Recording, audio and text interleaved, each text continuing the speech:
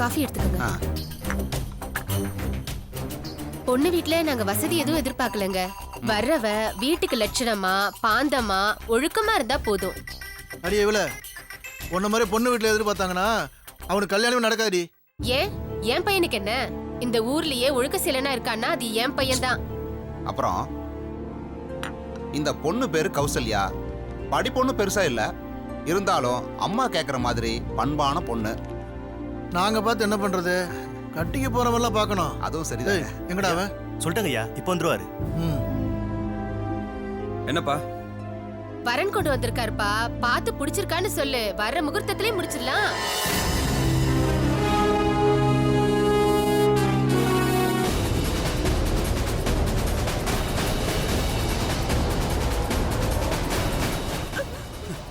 ஒரு ஆம்பளைங்கிற மாதிரி தானே சிரிச்ச. என்னடா யோசிக்கிற? யாரையாவது மனசுல நினைச்சிருந்தா சொல்லிரு, பேசி முடிச்சிடலாம். அப்படிலாம் ஒரு யாழும் இல்ல. எனக்கு இப்ப கல்யாணம் வேணாம், ஆளை விடுங்க. கல்யாணம் நச்சரிச்சிய கேட்டுக்கடி. என்னடா இன்னும் சின்ன பையன் நினைப்பா? வயசு 30 இல்ல. உன் கூட படிச்ச பசங்க எல்லாம் 2-3 குழந்தைய பெத்து எடுத்துட்டாங்க. அதுக்கு நான் என்ன பண்றது? எனக்கு இப்ப கல்யாணம் வேணாம். அப்படி தோணுச்சுன்னா நானே சொல்றேன். எப்ப பார்த்தாலும் கல்யாணம் டார்ச்சர் பண்ணி. அண்ணா என்னங்க இவன்? நீ கிளம்புங்கண்ணே. டேய் இந்த பொண்ணை பாடுறா, நம்மளை விட அந்தஸ்தான குடும்பம். விட்டா போயிடும், பாத்துக்க. அப்பா ஒரு தடவை சொன்னா உனக்கு புரியாதா? எப்ப பார்த்தாலும் நோய்னு சொல்லிட்டு இருக்கிற. இருங்க அண்ணா நீங்க தயவு செய்து கிளம்புங்கண்ணே. நான் பேசுறேன், இருங்க. கொடுங்க சார். வரேன் சார்.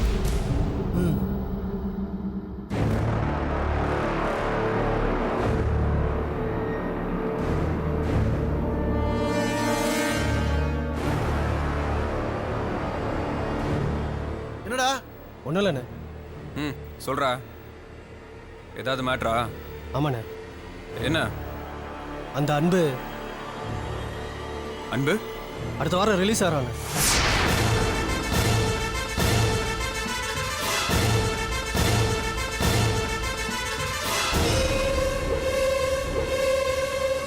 தலைவர் பிறந்த நாள் அன்னைக்கு நன்னடத்த காரணமா 45 பேரை அரசாங்கம் ரிலீஸ் பண்ணுதுண்ணே. அதுல அன்பு ஒருத்தண்ணே. டேய் 10 நிமிஷத்துல நான் சென்னைக்கு கிளம்பணும்டா. கார் எடுத்துட்டு போய் டீசல் டேங்க் ஃபில் பண்ணிட்டு போ. டேய் நீயும் கூட போடா. கொஞ்சம் நில்லுப்பா.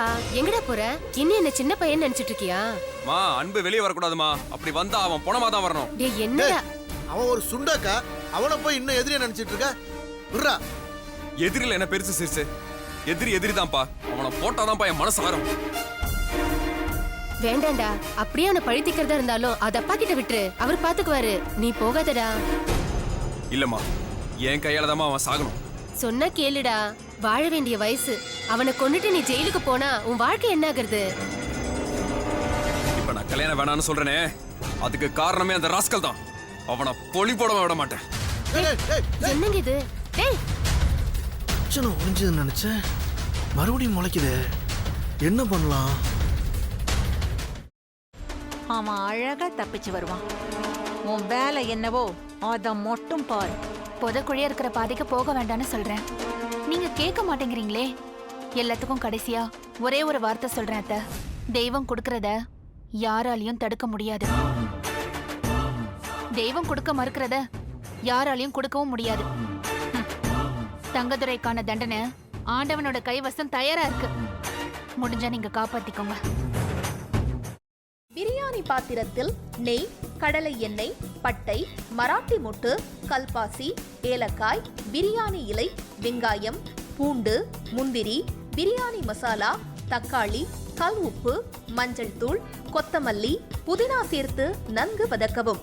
பின்னர் மட்டன், தயிர், சிறிது தண்ணீர் ஊற்றி கலந்து அதனுடன் சீரக சம்பா அரிசி சேர்த்து கொதித்த பின் பச்சை மிளகாய், புதினா சேர்த்து இறுதியாக தம் போட்டு இறக்கினால் சுவையான கொங்கு நாடு வெள்ளை மட்டன் பிரியாணி தயார். இப்போ உனக்கு கால் உடைஞ்சிருக்கும். தனோ பார்த்து சூதானமா நடந்துக்கோ.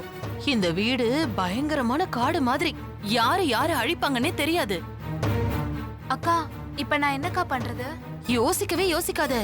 உன் புருஷன் தலையில நறுக்குன்னு 4 கொட்டு கொட்டி சம்மதிக்க வச்சிரு, புரியுதா? சரிக்கா. முதல்ல அந்த வேலையை பாரு, போ போ. செல்வி எங்க போயிருக்கான்னு சொல்லு. அதான் நீங்க சொன்னீங்களேம்மா, அவங்க அம்மா அப்பா வீட்டுக்கு போயிருக்காங்க. கரெக்ட், அப்படிதான் சொல்லணும். சரி, சந்தோஷ்க்கு லெமன் டீ கொடுத்துட்டு உடனே வந்துடணும், புரிஞ்சுதா? சரிங்கம்மா.